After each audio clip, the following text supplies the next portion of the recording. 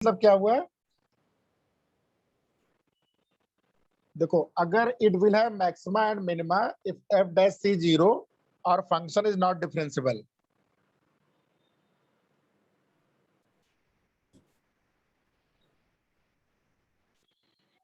हाँ तो इसमें होगा नहीं मैक्सिमम, हाँ, नहीं होगा, ट्रू नहीं होगा। तो अगर एफ डैश सी तुम्हारा जीरो है तो क्या हर बार ये तुम्हारा इसमें जरूरी है कि मैक्सिमा या मिनिमा हो ही? नहीं सर,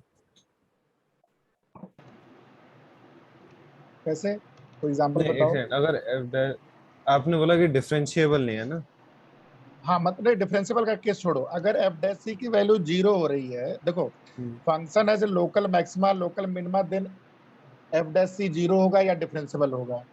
मतलब एफ डैश सी जीरो होगा अगर फंक्शन का मिनिमा मैक्सिमा होता है, डिफरेंशिएबल वाला हटा दो केस अभी। मतलब अगर मैक्सिमम मिनिमा मैक्सिमा है तो एफ डैश सी जीरो होगा, एफ डैश सी जीरो होगा तो क्या लोकल मिनिमा या मैक्सिमा होगा, ये पूछना चाह रहा है कन्वर्स मतलब। हाँ अच्छा, नहीं रुको, अगर डिफरेंशिएबल वाला पूरा हटा दें। अगर एफ डैश सी की वैल्यू जीरो मतलब फंक्शन की स्लोप जीरो हो गया किसी पॉइंट पे, तो तो क्या सर जरूरी है? कांस्टेंट फंक्शन भी हो सकता कांस्टेंट है। फंक्शन का हो सकता है। हाँ कांस्टेंट ठीक है, वो तो बहुत स्पेशल केस हो गया, ठीक है कांस्टेंट भी हो गया। जैसे एक फंक्शन तुम्हारा जानते हो कौन सा, जैसे ये देखो f x is equal to x cube. X cube, इसकी तो देखो कैसे, इसका एफ डैश एक्स क्या होगा, 3x three x square. X x equal to zero पे क्या होगा, ये वैल्यू जीरो हो रही है। 0। लेकिन अगर इसको प्लॉट करोगे तुम, देखो एफ डैश सी जीरो हो गया मतलब f dash x x equal to zero पे जीरो हो गया। ये फंक्शन ऐसे चलता है देखो, अगर इसको नेबर में चेक करोगे अपने नेबर में, तो नेबरिंग में क्या होगा, ये इधर अगर चलोगे तो ये नेगेटिव मिलेगा और इधर चलोगे तो पॉजिटिव होगा। लोकल मैक्सिमा लोकल मिनिमा क्या बताया गया था अपने नेबर में, या तो ये बताया गया था ना, अगर लोकल मैक्सिमा है तो अपने नेबरिंग पॉइंट्स में उसकी वैल्यू मैक्सिमम होनी चाहिए। तो यहाँ पे कंडीशन वायलेट हो रही है, कहने का मतलब इसका जो कन्वर्स है, मतलब if f dash c is equal to zero it doesn't imply कि इट विल हैव मैक्सिमा और मिनिमा। इसको पॉइंट ऑफ इन्फ्लेक्शन बोलते हैं, अभी आगे पढ़ेंगे और डिटेल में हम लोग। ये चीज समझ में आया? मतलब अपने नेबरिंग में अगर चेक करोगे कितना भी छोटा इंटरवल ले लोगे, यहाँ पे तो ये फंक्शन की वैल्यू मतलब ये स्लोप की वैल्यू जीरो हो रही है, लेकिन नेबरिंग में यहाँ वैल्यू नेगेटिव है, इधर वैल्यू पॉजिटिव है, तो अपने नेबरिंग में ये मैक्सिमम वैल्यू नहीं है। तो ये ना ये लोकल मिनिमा या लोकल मैक्सिमा नहीं है, इसका कन्वर्स इज नॉट। तो एक लाइन में लिख लो चाहो तो वहीं पे कि converse of above theorem need not be true. ये एग्जांपल लिख लो फंक्शन का F x equal to x cube, इसका ग्राफ बना लो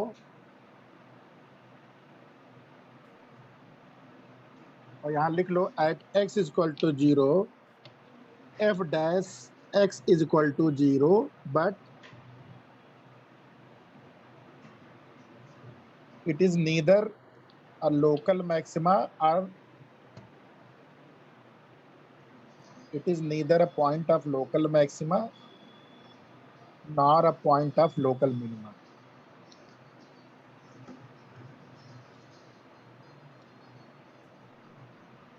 सर एक बार फिर से बोलो। बोलो भैया, कोई लिखा है? At x equal to 0, f dash x equal to 0, but it is neither the point of local maxima nor of local minima.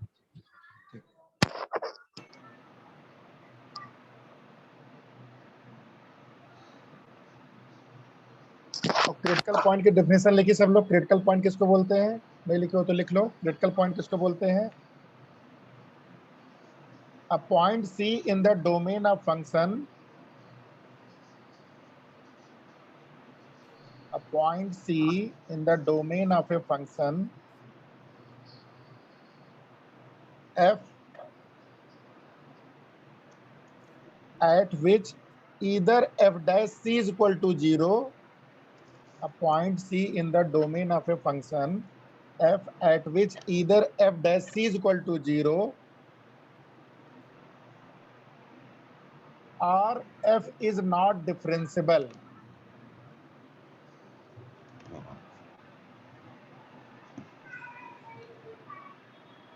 is called critical point. इसमें भी जानते हो आगे बड़ा कंफ्यूजन आएगा, यहाँ पे बड़ा ध्यान से देखो, f is not differentiable की बात हो रही है।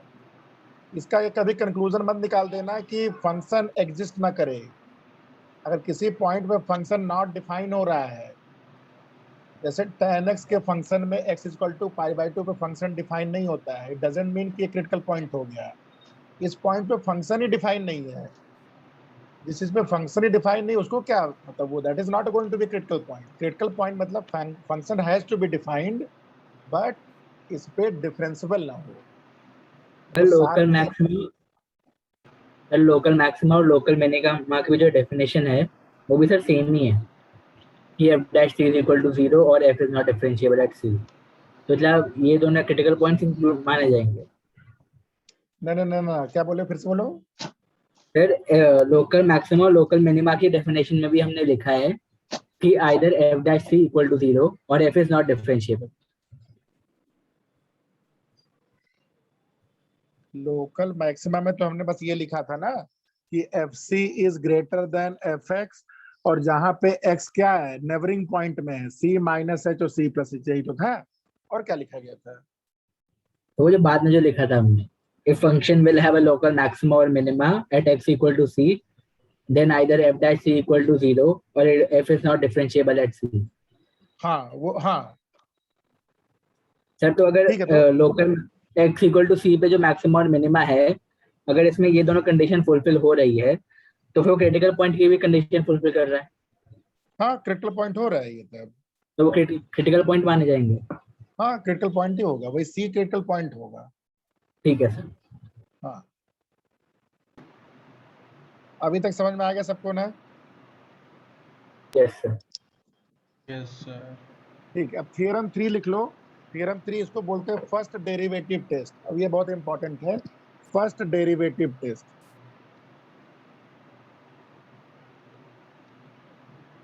लेकिन इसको लगाने के पहले इसकी एक लिमिटेशन है, इसके नाम में लिमिटेशन लिखा हुआ है। क्या लिमिटेशन है?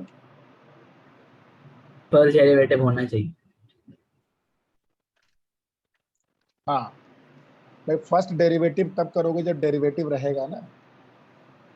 तो डेरिवेटिव टेस्ट का मतलब कि पहले फंक्शन आपका डेरिवेटिव हो। ये क्या बोलता है कि देखो, फर्स्ट डेरिवेटिव निकालना आसान, जैसे इंक्रीजिंग डिक्रीजिंग हम लोग निकालते थे, तो याद है ना कि हम लोग कैसे निकालते थे, इधर उसको डिफरेंशिएट करते थे, एफ डैश करते थे।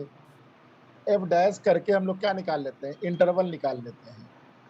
और हमने क्या किया था, वेवी कर्व से हमने इंटरवल प्लॉट कर लिया था। जैसे ये प्लस है, ये माइनस है, ये प्लस है, ये माइनस है। ध्यान से देखिएगा कि किसका वेवी कर्व प्लॉट किया गया है, ये एफ डैश एक्स का प्लॉट किया गया है। तो सबसे पहले फंक्शन डिफरेंशिएबल है तो उसको फर्स्ट डेरिवेटिव कर दो। फर्स्ट डेरिवेटिव करके तुम ये देखो कि फंक्शन कब कब तुम्हारा ये तो C1 C2 C3 C4 क्या हो गया, ये बेसिकली आपके क्रिटिकल पॉइंट्स हो गए, जहाँ पे फंक्शन तुम्हारा ये स्लोप इसकी 0 हो रही है। अब यहाँ पे देखो क्या बता रहा है ये, इस पॉइंट C1 के पहले एफ डैश की वैल्यू क्या है, नेगेटिव है। एफ डैश की वैल्यू नेगेटिव का मतलब क्या है, फंक्शन यहाँ पे डिक्रीज करते हुए आ रहा है। ये फंक्शन की बात कर रहा हूँ अभी, ये फंक्शन जो एफ एक्स है वो डिक्रीज करते आ रहा है, और इस पॉइंट पे आके फंक्शन 0 हुआ है और फिर फंक्शन ऐसे बढ़ रहा है। यानी कि ये पॉइंट ऑफ क्या हो गया, पॉइंट ऑफ मिनिमा। हाँ पॉइंट ऑफ मिनिमा या पॉइंट ऑफ लोकल मिनिमा। ये समझ में आया सबको?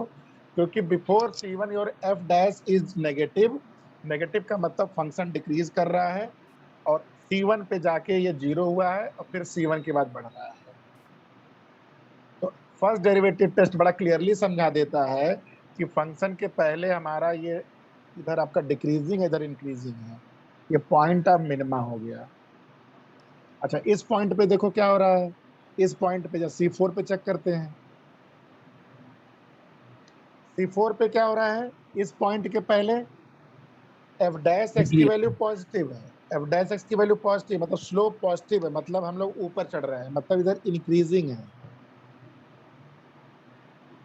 और इंक्रीजिंग के बाद ये 0 हुआ है और 0 के बाद ये डिक्रीजिंग हुआ है। इसका मतलब क्या हो गया, ये आपका पॉइंट ऑफ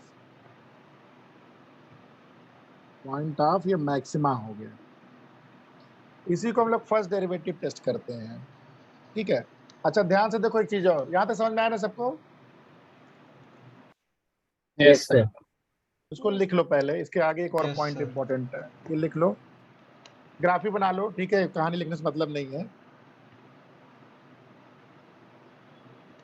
बेसिकली सबसे पहले F dash x find out करोगे, एल्गोरिथम में क्या है, find F dash x, plot on wavy curve,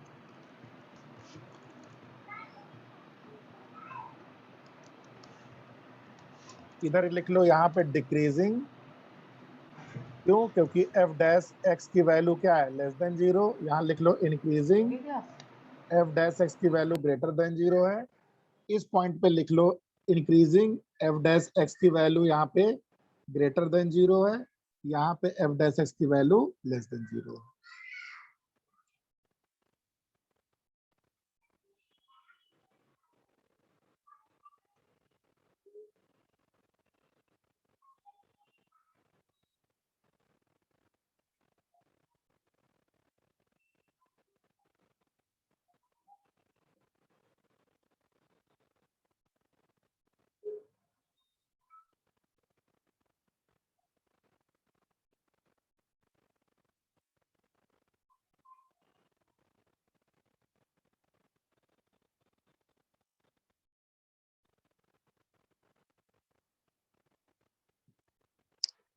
अच्छा तीसरा कंडीशन देखो, थर्ड वाला, हाँ, तो ये फर्स्ट टू मतलब कि एक मैक्सिमा हो गया, एक मिनिमा हो गया। थर्ड केस देखो, अब तुम्हें कहीं वेवी कर्व में ऐसे दिख रहा है, ध्यान देना, हाँ.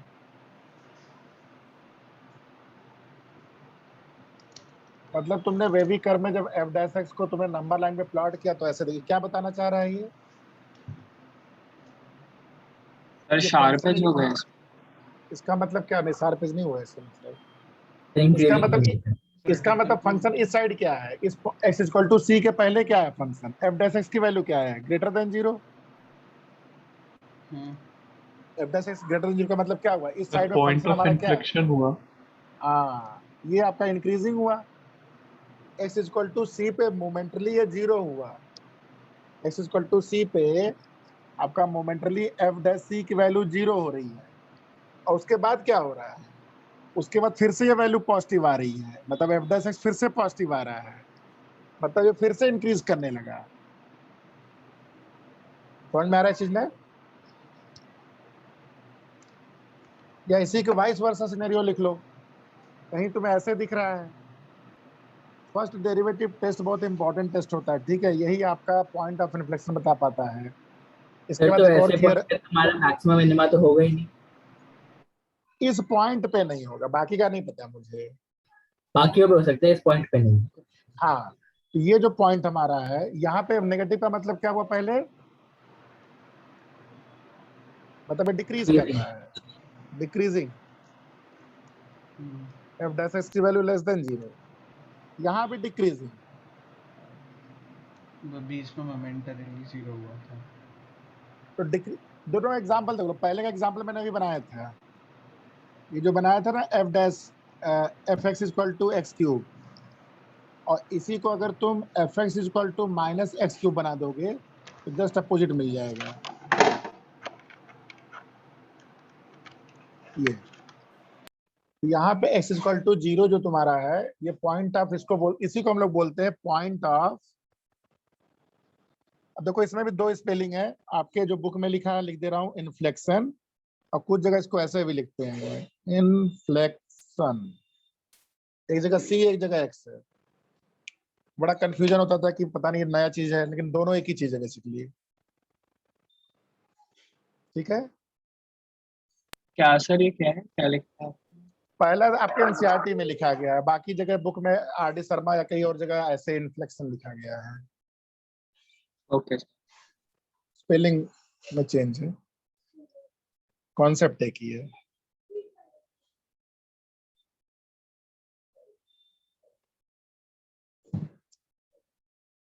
ठीक है, तो एक और टेस्ट है डबल डेरिवेटिव, तो नेक्स्ट क्लास में करके फिर हम लोग क्वेश्चंस लगा सकते हैं